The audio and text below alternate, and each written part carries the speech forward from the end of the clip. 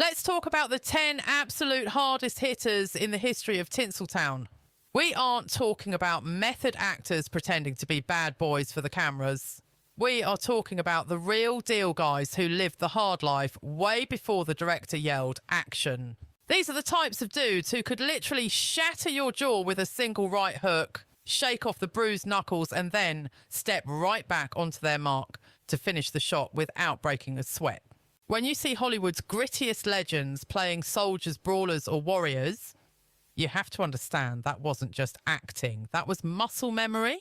A lot of these guys survived situations way more chaotic and lethal than anything a screenwriter could dream up. They brought a raw, authentic edge to cinema because they weren't faking the 1,000-yard stare, they earned it the hard way. Today, we are ripping up the polished PR scripts to uncover the dirty, shocking, and undeniable truth about the 10 most dangerous men to ever walk a red carpet.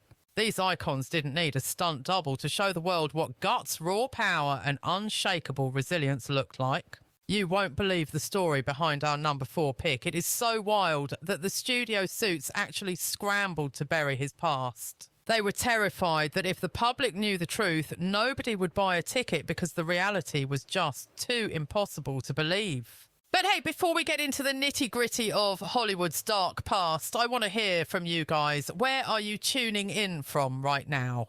Smash that reply button and shout out your city or country. I actually scroll through the comments because I love seeing where my fellow vintage cinema buffs are hanging out across the globe. We are going to kick things off with the man who arguably holds the title for the single most dangerous human being to ever get a saggy card. His resume reads like fiction, but the military records prove every single insane detail. Coming in at number 1, the legendary Audie Murphy. Usually when you picture a classic movie tough guy, your mind goes straight to giants like John Wayne or the steely-eyed Clint Eastwood. But the reality, the baddest man on the lot was a baby-faced kid standing just 5 feet 5 inches tall. He looked so innocent that casting directors laughed at the idea of putting him in an action movie. Despite the soft exterior, Audie Murphy was without a shadow of a doubt the most lethal weapon Hollywood ever employed. Long before he learned his camera angles, Murphy secured his legacy as the single most decorated American combat soldier to come out of World War II. Picture this! He's only 19. He's in France, bleeding out of ammo, and he proceeds to hold off a whole company of German troops for an entire hour all by himself before leading a counterattack that sent the enemy running. That level of insanity earned him the Medal of Honor, which basically says you went above and beyond the call of duty in the face of death. It is the absolute highest award for valor that the United States government can pin on a uniform. And the crazy part, that legendary stand in France was just another Tuesday for Murphy during his service. The guy collected medals like baseball cards. He earned every single American combat award for valor that existed, plus another 5 from France and Belgium. By the time he could legally buy a beer at 21, he had 28 medals on his chest. We are talking about a kid who single-handedly took out multiple enemy tanks while everyone else was taking cover. He had a habit of charging machine gun nests solo and refused to stop fighting even after taking bullets on 3 separate occasions. Tinseltown eventually came knocking, but only after his face was plastered all over the cover of Life magazine as the ultimate war hero. But here is the kicker: directors didn't know what to do with him. He looked like a choir boy, way too young and sweet to convince an audience he could hurt a fly, let alone an army. His look was so deceiving that when he showed up at the studio gate for his first screen test, security nearly kicked him out, refusing to believe this kid was the war machine everyone was talking about. It is pure irony because beneath that unassuming boy next door look lay a dormant volcano. He was, statistically speaking, more deadly than any other human being who ever stood in front of a motion picture camera. Military historians crunching the numbers estimate Murphy personally took out somewhere between 240 and 300 enemy soldiers. That is a higher body count than entire battalions managed to rack up. The most mind-blowing part of his career was when he starred in To Hell and Back, playing himself in his own biopic. It was one of the most meta moments in cinema history, a real-life killer reenacting his own trauma for entertainment, but he actually had to water it down. He had to omit some of the wildest things he actually did because the producers were convinced the audience would roll their eyes and call it fake. Director Jesse Hibbs spilled the tea later on, admitting we had to cut some of Audie's real feats because nobody would have believed a human could do that. But the war never really left him. Murphy battled severe PTSD, sleeping every night with a loaded pistol shoved right under his pillow.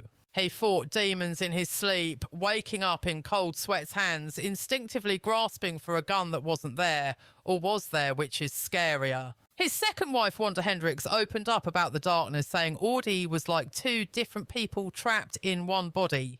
To the world, he was this shy, soft-spoken gentleman, but she saw him wake up from the terrors, transforming into a stranger she didn't even recognise. In those moments, he was a hardened killer with eyes that terrified her. Yet despite the chaos in his head, Murphy kept a lid on it while the cameras were rolling. There was only one time the mask slipped in public.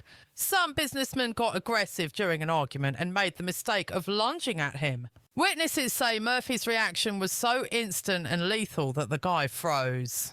He later admitted to the press, "I suddenly realised I was staring into the eyes of a man who could end my life right then and there without blinking." It was hands down the most terrifying split second of my entire existence. What makes Murphy's legacy so unique compared to the posers is that he never actually wanted to play the tough guy.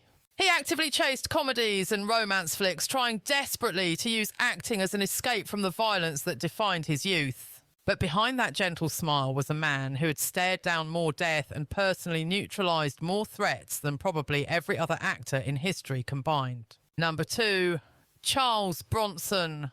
Long before he cemented his legacy as the silver screen's ultimate vigilante, Bronson survived a personal hell that would have crushed the spirit of an ordinary man. Born into the world as Charles Bakinski, his origin story reads like a tragedy growing up in dirt-poor conditions as one of 15 kids crammed into a struggling Pennsylvania coal mining household. By the time he was just 10 years old, childhood was over. He was already pulling shifts in the mines to put food on the table, losing his innocence in the pitch-black tunnels hundreds of feet beneath the earth. Whenever the topic of his brutal upbringing came up in interviews, Bronson usually shut it down, but he once offered a rare, chilling glimpse into his psyche. He admitted, "I suppose I gravitate toward these dark roles because they reflect where I came from. I grew up in neighbourhoods where violence was a language everyone spoke. I saw killing with my own eyes. We lived intimately with death, starvation, and absolute misery." What audiences fail to grasp is that Bronson's signature look, the leather-tough skin, the eyes that seemed to trust no one, that permanent scowl was never a Hollywood affectation. Those features were the scar tissue of a human being who spent his most vulnerable years inhaling coal dust in the freezing dark, waiting for a cave-in. He spent his youth fighting just to see another day in violent slums, where showing even a sliver of weakness was basically a death sentence. But the coal mines were just the warm-up. Bronson's true baptism by fire happened when he shipped out for World War II.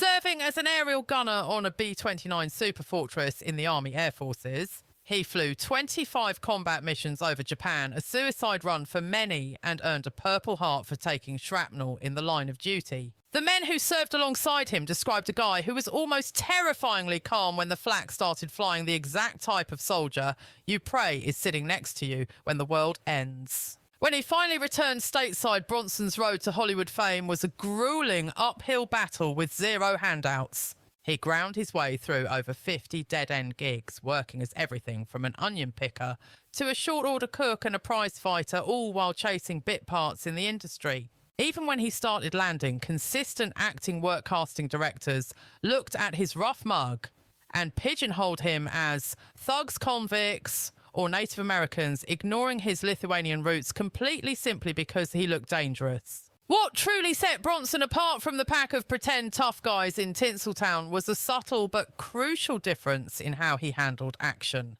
While other stars relied on stunt doubles, Bronson did his own fighting, and he moved like a guy who knew exactly what bone-breaking violence felt like in real life. Film historian Eddie Mueller hit the nail on the head, noting, "When Bronson throws a punch on camera, it never looks choreographed or pretty. It looks like a man who has been in dirty street brawls and knows exactly how to hurt another human being with maximum efficiency. His fellow actors were frequently rattled by the sheer raw physical power he possessed, which didn't match his stature. Even though he stood just 5 feet 9 inches tall, Bronson carried the dense, coiled muscle of a lifelong manual labourer and bare-knuckle boxer.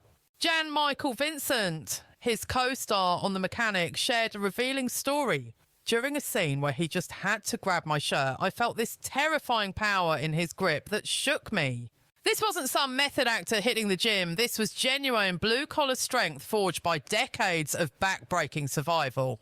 Perhaps the ultimate proof of Bronson's authentic grit was his reaction when the actual mafia put a hit out on him following his controversial role as vigilante Paul Kersey in Death Wish. The movie studio panicked and offered him a private security detail, but Bronson reportedly waved them off with a shrug, stating flatly, "I have been on this earth too long and survived way too much to lose sleep over people like that." Unlike the typical pampered stars who would have run for cover or milked the threats for publicity, Bronson handled it with the icy confidence of a man who had stared down far worse demons. Director Michael Winner, who collaborated with Bronson on multiple projects, summed it up perfectly. Charles doesn't have to act tough. He simply is tough. And believe me, there is a massive difference between the two. Most guys playing the heavy are gentle souls in costumes, but Bronson carried a hardness in his soul that came from a lifetime of genuine struggle and near-death experiences. You cannot fake that specific brand of authenticity. Number 3, Lee Marvin. Lee Marvin didn't just play scary individuals for a paycheck. He was precisely the kind of dangerous man he depicted on the big screen. Before he rose to become one of Hollywood's most distinct heavy hitters, Marvin was a US Marine during the Second World War, surviving some of the most horrific slaughter in the Pacific Theater. As a private first class with the 4th Marine Division, Marvin was thrown into the meat grinder known as the Battle of Saipan. In 1944, his war ended abruptly when he was shredded by machine gun fire that completely severed his sciatic nerve. That catastrophic injury kept him in hospital beds for an entire year and left him with a permanent limp which he masterfully concealed for the rest of his acting career. For his sacrifice and the blood he spilled, Marvin was awarded the Purple Heart Medal, though he rarely flashed it around. He was notoriously tight-lipped about the details, but on the rare occasions he discussed combat, Marvin stripped away all the glory and was brutally honest about the horror. Unlike the actor veterans who tried to make their service sound heroic, Marvin once famously deadpanned, "I was a Marine sniper in the Pacific. I got shot in the rear end and they sent me home." That is the unvarnished truth. He believed any man claiming to enjoy the chaos of war was either lying through his teeth or a complete fool. And this raw honesty made him uniquely qualified to act out violence. Director John Borman, who directed Marvin in the classic Point Blank, observed, "Lee understood the mechanics of violence in a way most actors never will." When he played a killer, there was a chilling truth to his performance that came from actually watching men die and knowing he could be next. He understood that real violence is swift, ugly and messy, lacking the slow-motion dramatics you usually see in blockbuster movies. Marvin's traumatic military background gave him a haunting perspective on screen violence that the other actors simply could not replicate. When you revisit cinematic classics like The Dirty Dozen or the original The Killers, it becomes terrifyingly clear that Lee Marvin wasn't just acting for the paycheck. That chilling authenticity he projected wasn't some Hollywood method acting trick. It was because he wasn't pretending to be a dangerous man. He actually was one. He was channeling raw, bloody trauma and legitimate combat experiences straight from the battlefield into the camera lens, giving his performances an edge that no drama school could teach. It wasn't just the audience who felt the heat. His co-stars were frequently shaking in their boots, both when the cameras were rolling and when they were off the clock. Even James Coburn, a guy who made a career out of playing tough characters, admitted that Marvin was on a whole different level. Coburn said that the second Lee walked onto a soundstage, the entire vibe in the room shifted instantly. You could see everyone physically straighten their posture and tighten up like soldiers snapping to attention. There was this unspoken, menacing energy radiating off him that you couldn't quite name, but your gut instinct told you that you were standing next to a live grenade. If you need proof that Marvin was the real deal, look no further than the legendary brawl he got into up in Oregon. Picture this Marvin, who is already pushing past 40, decides to take on an entire crew of burly lumberjacks at a local dive bar during filming. Witnesses swore up and down that Marvin stood his ground against a pack of guys half his age, trading blows and holding his own until the state troopers finally showed up to break up the party. And the kicker. The very next morning, he strolled onto the movie set right on time, wearing his fresh bruises like a badge of honour, telling the medics to back off and refusing to delay the shoot by even a minute. But here is the twist that makes Marvin such a complex and fascinating figure in Hollywood history. It was that rare mix of sheer physical brutality and surprising intellectual depth that he carried with him. Despite his scandalous reputation for hard drinking and barroom brawling, the man was incredibly well-read and took the philosophy of his craft seriously. Director Samuel Fuller, who directed him in the war epic The Big Red One, noted that because Lee had seen the absolute darkest sides of humanity during World War II, he possessed a deep philosophical weight that most superficial Hollywood types couldn't even comprehend. One minute he could be dissecting the prose of Ernest Hemingway with the grace of a literature professor, and the next he would be demonstrating exactly how to disable an opponent with lethal efficiency. Back in the day when most so-called action stars were just pretty boys playing dress-up, Lee Marvin was delivering the unvarnished truth. He was a combat-hardened Marine who had stared death in the face, and he brought that heavy baggage into every single character he inhabited. The legendary film critic Roger Ebert nailed it when he observed that when Lee Marvin threatened someone on screen, you didn't question it. You believed it down to your bones because you knew Lee Marvin was fully capable of making good on that threat in real life. Now let's switch gears to number 4, the king of cool himself, Steve McQueen. Steve McQueen was way more than just a handsome face on a movie poster or Hollywood's king of cool. The guy was a bona fide adrenaline junkie whose real-life exploits made his movie plots look tame by comparison. While other tough guys in the industry were hiding behind publicists and armies of stunt doubles, McQueen was out there putting it all on the line. He demanded to do his own stunts every chance he got, living a life fueled by high-octane risk and genuine danger that would make insurance agents weep. His grit was forged in fire long before he ever stepped on a soundstage. Dealing with a nightmare childhood full of abandonment and abuse, he hit the road at just 14 years old before enlisting in the United States Marine Corps in 1947. But don't think for a second he was a model soldier. His time in the service was a total disaster of authority issues.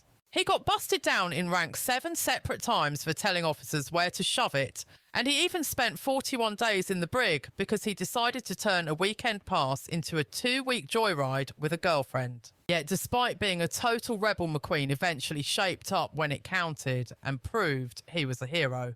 During a freezing Arctic training mission, he saved the lives of 5 fellow Marines when their tank crashed through the ice and sank into the ocean, pulling them out before they froze or drowned. After he got his honourable discharge, McQueen bounced around like a pinball, working as a lumberjack, an oil rigger, and even a carnival barker before he finally stumbled into the world of acting. Most guys would leave that rough and tumble life in the rearview mirror once the Hollywood checks started clearing, but not Steve. He kept pushing the envelope, constantly testing his physical limits, no matter how famous he got. Calling his love for motorsports a hobby is a massive understatement. It was a full-blown obsession that terrified his agents and frequently put his life and his multi-million-dollar career in serious jeopardy.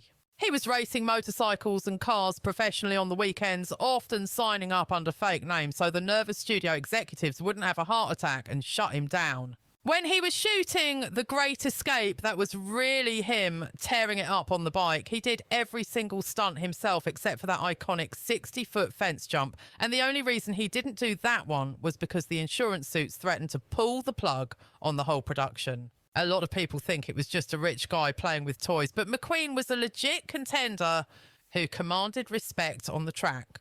He went toe-to-toe with world-class professional drivers and regularly smoked them.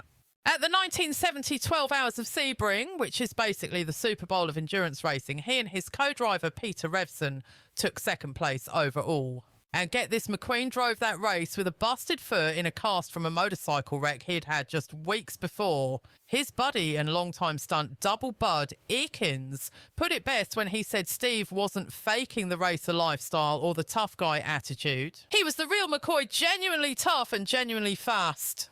Eakins claimed he knew professional racers who didn't have half the skill or the guts that Steve had behind the wheel of a bike or a car. That death wish of his bled right into his movie work too, causing endless headaches for directors. On the set of The Sand Pebbles, he stubbornly insisted on doing a sketchy river scene himself and nearly drowned when a massive current swept him away. Then on The Towering Inferno, he was dealing with actual fire, pulling off stunts that had veteran stuntmen sweating bullets and calling them extremely hazardous. Director John Sturges, who handled McQueen on both The Great Escape and The Magnificent Seven, said the issue wasn't motivating Steve to take risks. The nightmare was trying to physically restrain him from doing crazy stuff that could actually kill him on set. The man had absolutely zero fear, which made him a director's dream for the shot, but an absolute terror for the insurance department. But maybe the wildest proof of his stone-cold nature was how he reacted when he found out he was a target of the notorious Charles Manson cult. When the police broke the news to him that the Manson family had him on their hit list, he didn't panic or go into hiding. Just like his pal Frank Sinatra and a handful of other A-listers who felt the heat, McQueen started packing a loaded Magnum pistol with him absolutely everywhere he went. But here is the kicker. While most Hollywood big shots were hiding behind massive security details, and the hired Muscle McQueen strategy was dead simple. He would take care of business himself. Even the legendary racing icon Mario Andretti, who actually burned rubber against McQueen, put it best when he noted that Tinseltown was full of actors playing pretend tough guys, but Steve was the genuine article. Andretti didn't mince words, claiming the actor possessed more raw guts and nerve on the racetrack than a lot of the actual professional drivers he knew personally. Coming in at number 5, we have the one and only Kirk Douglas. Long before he became a titan of the silver screen, Douglas, born as Isa Danielovich, had to claw his way up from the very bottom, escaping extreme poverty through nothing but sheer, unadulterated willpower. The son of struggling Jewish immigrants, Douglas grew up in a household so destitute that there were nights when the family simply didn't eat because the cupboards were completely bare. He scraped together his very first earnings, just a couple of pennies, by hustling snacks to factory workers, building the grit and hustle that would eventually catapult him into Hollywood stardom. However, Douglas didn't just fight a war against poverty. He channeled all that rage and hunger from his hard-scrabble upbringing into becoming a legitimate, terrifying wrestler. Way before he ever memorized a script, Douglas was dominating on the wrestling mats competitively, eventually earning himself a scholarship to St. Lawrence University strictly because of his undeniable prowess and aggression in the ring. And let's be clear, this wasn't the theatrical scripted wrestling you see on TV today. This was real collegiate combat that demanded raw strength, technical skill, and a high threshold for pain. But Douglas's true trial by fire happened during the Second World War, serving as a communications officer on a submarine chaser for the United States Navy. Serving in anti-submarine warfare was notoriously hazardous duty, involving the constant looming threat of enemy torpedoes and the intense psychological toll of being trapped in the claustrophobic metal belly of a warship. Douglas actually sustained injuries in the line of duty, which were severe enough to lead to a medical discharge back in 1944. What really set Douglas apart from the other tough guy actors of his era was a lethal combination of brute physical power and an indomitable, almost scary strength of will. The legendary director Stanley Kubrick, who famously butted heads with Douglas on the set of Spartacus, later confessed that Kirk was essentially a force of nature. Once he decided something was going to go down, it was happening no matter what. End of story. While his physical muscles were impressive, it was his mental fortitude that was truly the intimidating part of the package. This reputation for being hard as nails wasn't just hype, it was well earned right there on the movie sets. When prepping for Spartacus, he went into intense training with actual ex-gladiators and stunt wrestlers just to guarantee that every single fight scene looked 100% authentic. There was even one specific take where Douglas demanded he perform a dangerous fall personally, ignoring the stunt coordinator, who begged him not to do it, which resulted in injuries that would have put most actors out of commission for weeks. Yet Douglas was back in front of the camera after only 2 days of recovery. His fellow actors frequently remarked on the heavy vibe he brought to the set, noting both his physical strength and his imposing, intense presence. Burt Lancaster, a guy who was no slouch himself thanks to his background as a circus acrobat, said of his co-star, "Kirk approaches acting like a physical confrontation. He doesn't just perform a scene," Lancaster explained, "he attacks it."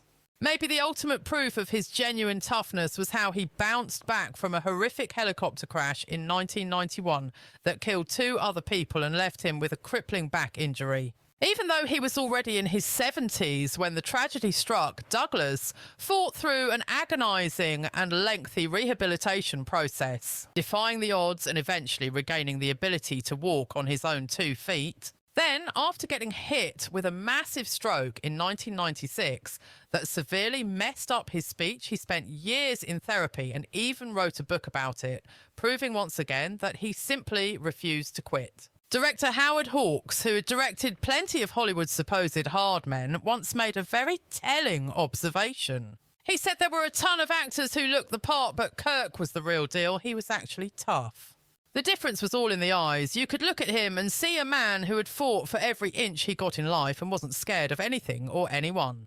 Douglas didn't like to brag about his toughness often, but he dropped a little wisdom in his autobiography that explains his mindset perfectly. He wrote, "I've always believed that you tell a person no 3 times, and then, if they're still standing there, you might have to hit them." That philosophy summed up his straight-shooting approach to conflict, an attitude forged in real-life struggles, not through acting classes or Hollywood posturing. Moving on to number 6, we have the explosive James Cagney. Do not let that compact 5'5" frame fool you for a second. Pound for pound, James Cagney was easily one of the hardest men to ever become a movie star. Long before the world knew him as the ultimate gangster on screen, Cagney had developed legitimate dangerous fighting skills out of pure necessity in his gritty New York neighborhood. Growing up on the rough and tumble Lower East Side of Manhattan, Cagney didn't learn boxing to win trophies. He learned it as a basic survival skill to stay alive. The streets where he came up were run by violent gangs, and being a smaller guy meant Cagney had to be tougher, meaner, and faster than anybody trying to mess with him. He ended up becoming a highly accomplished amateur boxer, mastering the rapid-fire footwork and lightning-fast hands that would later define his iconic style on camera. What most audiences never realised while watching Cagney's famously realistic brawls was that they were watching a man who had survived dozens of actual street fights and knew exactly how ugly and fast real violence happens in the concrete jungle. Forget those overly choreographed, dragged-out slugfests that defined the majority of Tinseltown's action flicks. James Cagney's on-screen scraps were rapid-fire, vicious and terrifyingly efficient, mirroring the chaotic energy of a genuine street brawl. The legendary director Raoul Walsh, who collaborated with the star on multiple blockbuster hits, including the iconic White Heat, once dropped a fascinating truth about the actor's method. He claimed that Jimmy possessed a superior knowledge of pugilism compared to any other performer he had ever directed, simply because the man had thrown an ample number of legitimate knuckles during his rough-and-tumble youth. Whenever Cagney connected with a jaw on camera, the audience felt it in their gut because there was a raw, authentic fighting technique powering every single swing. However, Cagney's physical mastery went far deeper than just his ability to land a solid right hook in a bar fight scene. Long before he ever stood in front of a camera, he was a highly skilled professional dancer, boasting a level of coordination and athletic agility that enabled him to execute his own dangerous stunts well into his twilight years. That background in rhythm and movement gifted him with a rare capacity to shift with both elegance and explosive kinetic force, a duality that rendered his violent outbursts on screen uniquely disturbing and believable. Unfortunately for his fellow cast members, they often found out about Cagney's shocking physical power the hard way, usually when the cameras were already rolling. During the production of the gangster classic The Public Enemy, his co-star Mae Clarke was completely kept in the dark about what was coming next. She had no idea that Cagney intended to forcefully jam a grapefruit directly into her face instead of pantomiming the action, a move that left her in a state of genuine, unscripted shock and nursing a bruised ego along with a minor injury. That incident wasn't an outlier. Cagney's commitment to realism frequently caught his colleagues off guard as he built a reputation for occasionally landing stage punches that felt a lot less like acting and a lot more like assault. But perhaps the most telling evidence of Cagney's legitimate toughness was the whisper network about his behaviour when the director yelled, "Cut." Despite achieving global superstardom playing tough-talking criminals, Cagney was known throughout the elite Hollywood social scene as a man you absolutely did not want to disrespect or double-cross. The legendary comedian Bob Hope once quipped that Jimmy was the specific breed of gentleman who would knock you out cold if you tried anything funny, but then he'd be the first one to pick you up and brush the dirt off your jacket once you woke up. Cagney himself remained notoriously tight-lipped regarding his fighting prowess, preferring to let his work speak for itself. However, when pushed for an answer during a candid 1973 interview, he finally dropped his guard and offered this gritty piece of wisdom: "I know how to handle myself, and I always have." He explained that when you are built with his smaller stature and raised in the neighbourhood you either learn to be lethal with your hands or you get comfortable spending a lot of time lying on the pavement. I always preferred staying on my feet. Number 7. John Wayne. The Duke's rugged tough guy persona wasn't some marketing gimmick cooked up by a studio publicity department. That grit was firmly anchored in legitimate physical dominance and a history of frontier-style hardship that defined his life long before he ever read a script. Before the world knew him as John Wayne, young Marion Morrison grew up in the unforgiving, sparse landscapes of early 20th century California and Iowa, where backbreaking manual labour was just part of the daily survival routine. Towering over his peers at 6 feet 4 inches and packing a massive muscular frame even as a teenager, Wayne first made a name for himself not on the stage but on the gridiron as a powerhouse football player, eventually snagging a sports scholarship to the prestigious University of Southern California. His raw strength and natural athleticism were so undeniable that during his scramble to break into the movie business, he worked as a prop master and stunt performer before getting his big break, frequently hauling massive set pieces solo that typically required the combined effort of 2 or 3 grown men to move. A fact that many casual fans fail to realise is that the Duke insisted on performing a vast majority of his own high-risk stunts. He continued this dangerous practice well into his middle age, accepting physical perils that modern stars with his level of fame would consider absolutely insane. While shooting the epic film The Alamo, Wayne was adamant about executing a treacherous horse fall, himself a decision that resulted in several cracked ribs. Instead of halting production to heal like a normal person, he simply instructed the medics to tape his torso tight and went right back to directing and starring in the picture without missing a beat. Director John Ford, the visionary behind many of Wayne's greatest westerns, once went on record stating that the Duke's toughness was 100% authentic. Ford recalled watching Wayne grind through 14-hour workdays in blistering desert heat that sent half the crew to the emergency room for heat stroke, only for Wayne to rise the next morning and do it all over again with 0 complaints. The man is simply constructed from a different material than the rest of the human race. However, Wayne's physical resilience was perhaps most tragically tested during the ill-fated production of The Conqueror in 1956. Filming took place in Snow Canyon, Utah, which was situated directly downwind from active nuclear testing sites in Nevada, essentially bathing the entire cast and crew in invisible radioactive fallout. The statistics are horrifying. Of the 220 people on that set, 91 developed cancer in the ensuing years, including Wayne, who eventually succumbed to stomach cancer in 1979. Yet even as he eventually developed severe health complications that were likely linked to that toxic exposure, Wayne refused to slow down, continuing to shoulder physically exhausting roles for decades despite the internal toll. His immense physical strength was rivaled only by a pain tolerance that bordered on the superhuman. While filming The Greatest Story Ever Told in 1965, Wayne tore ligaments in his shoulder during a stunt but flatly refused to shut down production. His co-star Max von Sydow later reminisced with awe, noting that he watched John sustain a severe injury, yet the man simply had it wrapped up during his lunch break and marched back to finish the scene. Stopping was never an option for him. Quitting simply did not exist in his genetic code. But if you want the ultimate proof of Wayne's iron, we'll look no further than his public war against cancer.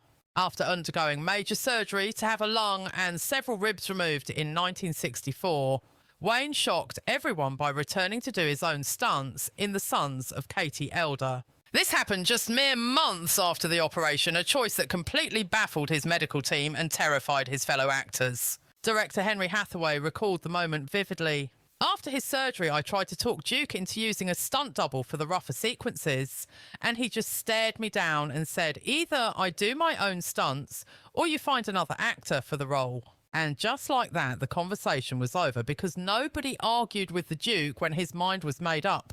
While the Duke's political stances might have become a lightning rod for controversy, as the years rolled on, even the folks who couldn't stand his voting record had to tip their hats to his sheer physical resilience and grit. Kirk Douglas, a Hollywood legend who stood on the complete opposite side of the political fence, put it best when he said you can disagree with Wayne's views all day long, but you would be a fool to question the man's backbone. I am talking about a guy who would show up to set and power through physical agony and conditions that would have sent your average tough guy straight to the emergency room screaming for morphine. At the end of the day, strip away the scripts and the cameras, and John Wayne was genuinely every bit as hard-nosed and durable as the rugged cowboys he portrayed on the silver screen. Number 8, Robert Mitchum. You know, that icy, effortless, cool Mitchum projected in every frame that wasn't some method acting trick he picked up in drama school. That swagger was the real deal, born from a life that had chewed him up and spit him out, surviving poverty, brutal violence and hard time behind bars long before he ever saw his name on a marquee. Unlike the pretty boys who put on a leather jacket and pretended to be rebels, Mitchum had walked a path so jagged it made his movie characters look like choir boys by comparison. The guy was practically on his own from the jump, spending his teenage years as a drifter during the Great Depression, hopping freight trains and crisscrossing the country, just trying to stay alive. We are talking about back-breaking grunt work here, digging ditches until his hands bled, mining coal in the dark and stepping into the ring as a prize fighter just to earn a meal. That kind of life builds more than just muscle. It builds a soul-deep cynicism and a weary look in the eyes that you just can't fake with makeup or lighting. And don't think for a second his boxing record was just for show. It was a legitimate hustle where he traded blows for cash. Biting under the handle, Jimmy Mitchum. He was throwing hands in local smokers as a kid, learning how to take a beating and earning that trademark busted nose that gave him such a distinctively rugged mug. You have got plenty of Tinseltown phonies claiming they know how to fight because they took a boxing class once or twice. But Mitchum, he had felt the bone-jarring impact of a bare-knuckle punch and knew exactly what it felt like to knock a man out cold. But if you want to know where that dark edge really came from, look no further than his stint on a Georgia chain gang after getting busted for vagrancy when he was just a teenager. That wasn't just a slap on the wrist. It was a hellish nightmare that gave him a front row seat to the cruelty of the world, something most Hollywood tough guys only read about in scripts. The thing that really set Mitchum apart from the pack was that he didn't need to puff out his chest or act macho to prove a point. Director Edward Dmytryk, who guided him through the film Crossfire, nailed it when he noted that Bob never felt the need to prove how tough he was to anyone. He just existed in that space of toughness, and everyone in the room felt the temperature drop. There was a genuine sense of danger radiating off him that no acting coach could teach. His fellow actors would often whisper about the shocking raw power hiding beneath his sleepy-eyed, relaxed vibe. Take the production of The Night of the Hunter. For instance, director Charles Lawton was absolutely floored by Mitchum's raw physical capability. In a scene that would have exhausted an Olympic athlete, Mitchum scooped up actress Shelley Winters and carried her effortlessly, take after grueling take, without even breaking a sweat. And that grit. It wasn't something he left in the wardrobe trailer. It followed him right out into the real world and often landed him in hot water.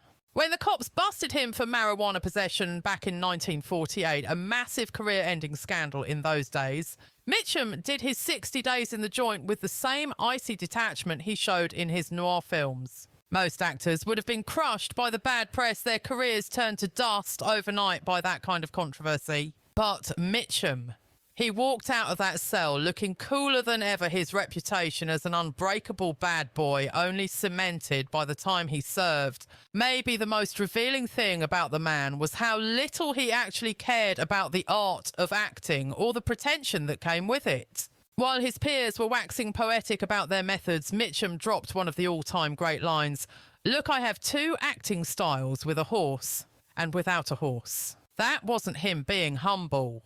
That was a guy who had seen enough real-life horror and drama to know that playing dress-up for a camera wasn't exactly brain surgery. Even the notorious perfectionist director Josef von Sternberg had to admit there was something different about him compared to the rest of the cast. He pointed out that while some actors work hard to build a character from scratch, others simply peel back the layers and reveal who they really are. Mitchum was definitely the latter. That hardness you saw wasn't a performance, it was the scar tissue of a hard-knock life etched into every grimace. When people pestered him about how he made playing a tough guy look so easy, he usually gave a pretty dry answer. He would say something like, "I kept the same expression for 40 years and it worked just fine," brushing off the praise. But what he left unsaid was that the look, that mix of exhaustion, hidden violence and sharp street smarts wasn't made for the movies. It was forged in the fires of a brutal reality long before Hollywood came calling. Number 9, Anthony Quinn. Now here is a man whose commanding presence wasn't the result of some fancy acting workshop or private coaching. You don't learn that kind of intensity in a classroom. Quinn's power was raw, untamed, and built from the ground up. It was hammered into him during a childhood defined by crushing poverty and back-breaking labour, giving him the kind of body and soul that only true survivors possess. Born in Chihuahua, Mexico, right in the chaos of the Mexican Revolution, his earliest memories weren't of toys, but of soldiers, gunfire and running for his life with his family. When they finally made it across the border to the States, they landed in the roughest slums of East Los Angeles, scratching and clawing to get by. We aren't talking about a paper route here. Young Anthony was out there grinding, working grown man jobs before he was even 10 years old, while the golden boys of Hollywood were sculpting their abs in plush private gyms. Quinn built his massive frame, hauling heavy loads and sweating in the sun. He worked as a butcher's assistant, slicing meat through punches as a prize fighter, and toiled on construction sites, pouring concrete long before he ever set foot on a soundstage. Like Mitchum, his time in the ring wasn't a hobby or a way to stay fit. It was a necessity for survival. He fought professionally as a teenager just to put food on the table for his family, earning the skills to defend himself and that jagged, broken nose that made him look like he was carved out of granite. We aren't talking about some calculated PR stunt or a wealthy man's pastime here. This was about pure economic survival for a young immigrant scrapping to get by. Anthony Quinn's reputation for brute strength wasn't just movie magic. It was the stuff of legend on every set he walked onto. You have to look at the production of Zorba the Greek to understand. That iconic beach scene called for Quinn to haul massive timber logs that by all rights should have taken 2 grown men to lift. Instead of leaning on camera angles, editing tricks or stunt doubles, Quinn just hefted the weight himself. He performed the feats exactly as the script described, leaving the rugged local Greek labourers who were working as extras completely floored by his power. Director Elia Kazan, who had previously teamed up with Quinn for the masterpiece Viva Zapata, put it bluntly, "Tony doesn't have to act like a tough guy. The man simply is made of granite." There is a raw, authentic physicality to him that you only get from years of back-breaking manual labour, not from vanity sessions with a Beverly Hills personal trainer. When you see him on screen playing a ditch digger or a prize fighter, he is tapping into a reservoir of actual lived experience. But the real proof of Quinn's bona fide grit was the way he handled the dangerous stuff, the stunts and physical combat scenes. Even when he was well into his 50s and pushing 60, Quinn stubbornly insisted on doing the heavy lifting himself, usually giving his directors and the studio insurance adjusters a collective heart attack. Take the production of The Guns of Navarone, for instance. Quinn was 46 years old at the time. The script called for a treacherous knuckle-whitening cliff climb. The stunt coordinator begged to swap him out for a professional double, but Quinn wouldn't hear of it. He scaled the rock face himself. What truly set Quinn apart from the rest of Hollywood's pretend tough guys was that he didn't give a damn about protecting a fragile macho ego. While other leading men were obsessively curating their invincible personas on and off the clock, Quinn was perfectly comfortable displaying raw emotion and deep vulnerability. He had a supreme confidence in his own masculinity, allowing him to weep openly on camera. He could shed tears without any fear of looking weak because he was a man who had absolutely zero left to prove to anyone about his strength. The legendary Sophia Loren, who shared the screen with Quinn multiple times, summed it up best. Anthony walked around with the body of a gladiator and the soul of a poet. He had the power to hoist you up with a single arm, yet in the next breath he could deconstruct art with a level of sensitivity that shocked people who only knew him as a brute on screen. It was that rare contradiction, the muscle and the mind, that made him absolutely magnetic to watch. In his own memoirs, Quinn kept it 100% real about how he tackled these gritty roles. He wrote, "I have played boxers, strongmen and construction workers because I know that life inside out. Long before I ever set foot in Hollywood, my hands were torn up and calloused from actual hard work. I have carried the heavy loads, I have thrown punches in anger, and I have felt the ache of an empty stomach. When I play these men, I am not acting, I am remembering." Number 10. Charlton Heston. Before he became the face of epic cinema or a lightning rod for political activism, Charlton Heston proved he was the genuine article through hard-nosed military service and a reckless dedication to his craft. He established a reputation as a genuinely tough individual, committing to his own dangerous stunts with an intensity that bordered on insanity. Heston's time in World War II wasn't some cushy gig arranged by a studio publicist like some other actors enjoyed. He strapped himself into a B-25 bomber as an aerial gunner in the Army Air Forces. While he usually downplayed his service, he occasionally admitted just how hairy it got up there. He once quipped, "When you are sitting in a B-25 at 15,000 feet and people are actively trying to blow you out of the sky, it really helps you prioritise your thoughts." Fast forward to the set of The Ten Commandments, where Heston worked in the unforgiving Sinai Desert. The conditions were absolutely brutal, sending crew member after crew member to the hospital with heat stroke and severe dehydration. But the physical punishment Heston was willing to endure became the stuff of Hollywood folklore. For Ben-Hur, he didn't just show up on the day of filming, he spent months learning to drive a 4-horse chariot team, racking up bruises and injuries the whole time. When it came time to film that legendary race, Heston waved off the double for the vast majority of the shots. That includes the terrifying moment where he is nearly catapulted over the front of the chariot during a jump that wasn't acting, that was survival. Director William Wyler, a man who didn't hand out compliments, freely said of Heston during the Ben-Hur shoot, "Chuck possesses a level of physical guts that is honestly startling. Most stars with his level of fame would have been in their trailers while a double did the dirty work he volunteered for." But perhaps the most insane display of endurance was his role as Michelangelo in The Agony and the Ecstasy. To accurately capture the artist painting The Sistine Chapel, Heston spent hours every single day with his arms locked above his head, causing agonising muscle spasms and inflammation that required constant medical treatment. The crew offered him padding pillows and easier positions between takes to relieve the misery. Heston flat out refused. He believed that the genuine physical torture would translate into a more authentic performance on film. His co-stars were frequently left shaking their heads at both his physical stamina and his stubborn determination. Sophia Loren, who saw this firsthand on the set of El Cid, noted Charlton would bake in a 70-pound suit of armour all day in the Spanish summer heat, while most other actors would have collapsed after an hour. He never groaned, never complained, and never asked for special treatment. There was something almost robotic, almost inhuman about his ability to endure pain. But beyond the physical grit, Heston showed a remarkable backbone throughout his career, standing tall for his beliefs regardless of the backlash. Whether he was linking arms and marching with Dr. Martin Luther King Jr.